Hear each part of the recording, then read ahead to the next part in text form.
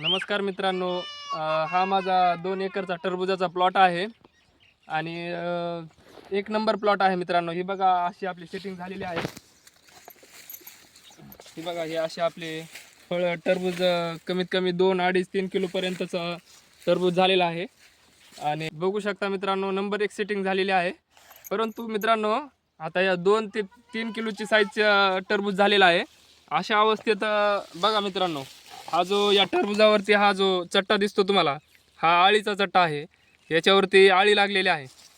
वरती आणि खालती असे पलटून बघायचं मित्रांनो. टरबुजाला वरी आणि खाली दोन्ही साईडला ही आळी असते मित्रांनो.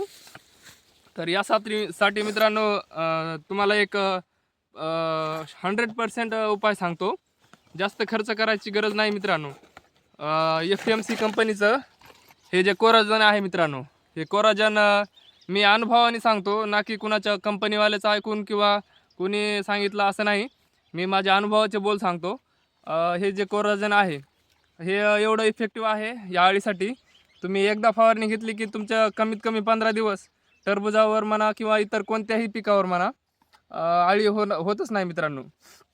अशा अवस्थेत कंपनी सांगते की आपल्याला 8 ते 9 ml याची फवारणी घ्यायची आहे प्रत्येक पंपाला. परंतु मित्रांनो, याची कमीत कमी 10 ml नी जर तुम्ही फवारणी घेतली तर खूप इफेक्टिव्ह असं हे कोराजन आहे मित्रांनो.